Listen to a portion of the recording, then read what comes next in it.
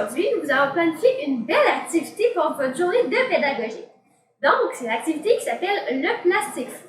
Donc, allez chercher tout le petit kit qu'on vous a donné. On va être prêt à commencer. Donc, premièrement, on va avoir besoin de notre feuille de plastique fou. Moi et Marie, on l'a partagé, donc on l'a déjà découpé. Ensuite, nous, on s'est imprimé un modèle pour que ce soit plus facile. Et on a nos crayons permanents qui sont juste là. Ensuite, on a des stylos qui sont à proximité. Et notre poinçonneuse qui va nous être utile très bientôt. Ensuite, en attendant, on vous fait préchauffer le four à 150? Oui, 150. 150 degrés. Donc, on fait préchauffer le four pour qu'il soit prêt quand on aura fini de dessiner. Donc, on prend notre plastique fou. On voit qu'il y a un petit côté qui est lisse, puis l'autre qui est un peu plus rugueux. Donc, il y a une texture. Donc, c'est sur ce côté-là qu'on va dessiner. Donc, on le place par-dessus notre dessin. Bon, bien comme ça, il faut bien tout recouvrir le dessin. Et on peut commencer à dessiner avec nos crayons. On fait le contour.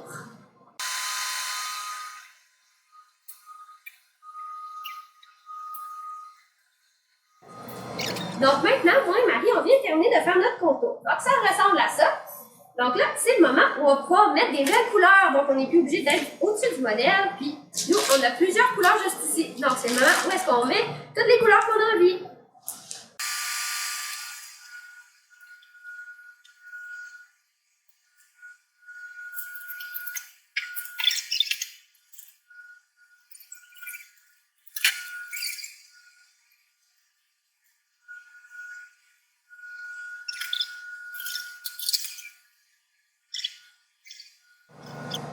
Donc, une fois qu'on a terminé de tout colorier l'intérieur, Marie aussi a terminé, on voit ici. Donc, la prochaine étape, ça va être de découper. Donc, on laisse quand même un petit espace, là, on voit comment Marie le fait. On laisse un petit espace autour pour que quand ça cuit, ça va rapetisser un peu, donc qu'on ne perde pas les petits bouts de notre dessin. Puis on laisse aussi un petit endroit pour faire un trou ici, si on veut se faire un petit porte-clés. Donc, on découpe.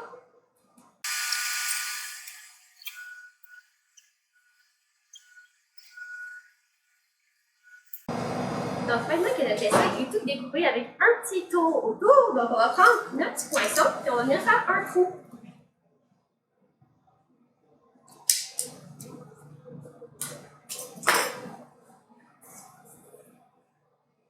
C'est maintenant fait, donc on va être rendu à l'étape de le mettre au four. Nous ici, on va tester avec des petits morceaux de retard qu'on a coupé nos dessins pour être sûr que la température soit correcte.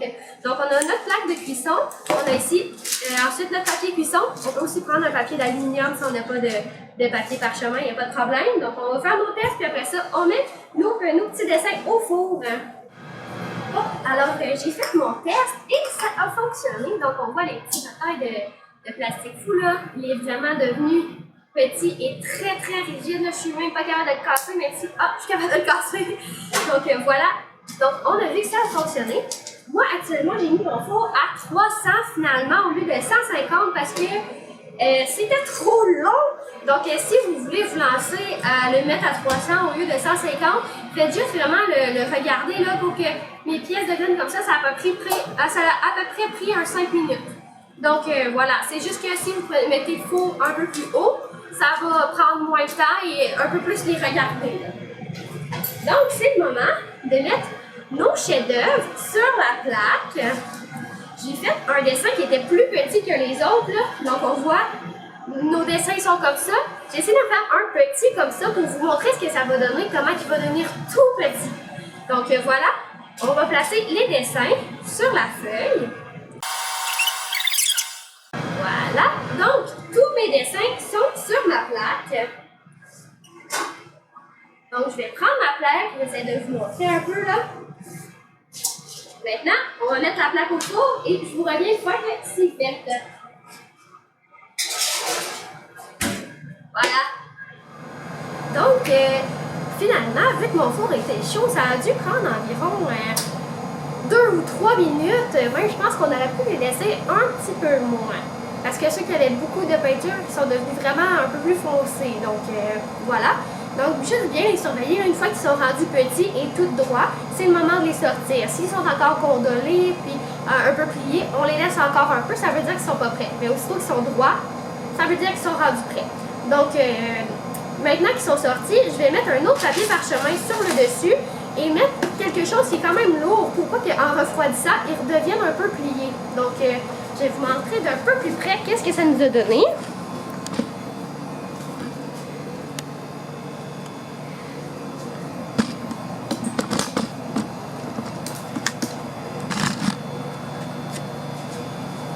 Donc, vous voyez qu'ils ont vraiment beaucoup rapetissé. Donc, c'est le moment où on va mettre l'autre papier sur le dessus. Et on met quelque chose qui est quand même lourd. Pas besoin d'être très très lourd, mais juste pour pas qu'il se replie. Voilà! Donc, on vient une fois que c'est complètement refroidi. On essaie de ne pas jouer avec pendant qu'ils sont chauds pour pas que ça les brise. Donc, vous bien. Voilà, donc on est rendu à la dernière partie. Donc, maintenant qu'ils sont refroidis, qu'on a mis quelque chose de lourd sur le dessus pour qu'ils restent bien droits. Voilà ce que ça donne. Donc, on a nos beaux petits dessins. On a pu remarquer que quand il y a beaucoup de crayon qui est foncé, ça donne des un peu moins beaux résultats. Là. Ça, c'est le même dessin, mais peinturé, colorié de deux façons différentes. Donc, lui, il a un fond brun, puis lui, il n'y a pas de fond. Donc, on voit que c'est un peu plus beau quand il y a moins de couleurs foncées dessus. Ensuite, vous vous souvenez, je vous avais fait une petite démonstration pour voir qu'est-ce que ça fait quand on fait un dessin trop petit. Bien là, le dessin est rendu vraiment minuscule. Il est la même grosseur que le bout de mon pouce. Donc, au départ, c'était vraiment gros. Puis là, on voit que c'est pas la même grosseur. Donc, si on va avoir un beau dessin qui a de l'allure, il faut les faire plus gros. Donc, on est rendu, nous, on a décidé de faire des beaux porte-clés, hein, Marie? Donc, on est rendu à... On a notre petit trou qui est là, juste en haut. On est supposé d'avoir deux pièces. On a la pièce qui est comme ça, avec un gros cercle et plusieurs autres ici. Et le plus petit comme ça. Juste ici. Ouais, c'est donc, hein? ouais. Donc, le but, en fait, c'est celui-là. Il se rouvre en deux, comme Marie, elle a fait. Donc, il faut trouver la petite ouverture, puis on va l'ouvrir. Maintenant qu'il est ouvert, on peut passer dans notre petit dessin, dans le trou de notre dessin. Et l'autre partie, on le passe dans le dernier cercle du porte-clés. Et puis là, on le referme bien comme il faut. Là, on peut demander à maman, papa de vérifier pour être sûr parce qu'on ne veut pas perdre notre beau dessin. Maintenant qu'il est bien fermé, et voilà, on a un beau porte-clés qui tient bien. Donc, c'est le même principe là, pour les boucles d'oreilles. On commence par mettre les boucles d'oreilles et les autres choses. Là. On commence par mettre le petit anneau dans le trou de notre dessin, puis on l'attache à l'autre partie. Puis pour ce qui est des macarons, on peut tout simplement les mettre derrière notre dessin qui est un peu plus gros. Là. Il faut prendre ça de la colle pour bien coller le macaron. Donc, la colle qui va bien coller, on le met derrière notre dessin, puis on le colle derrière. Donc comme ça, il faut bien que notre dessin soit plus gros. Puis là, on pourra l'accrocher sur nos chandails. Donc voilà, c'était notre activité de plastique fou pour la pédagogique. Super, bonne pédagogue! Amusez-vous!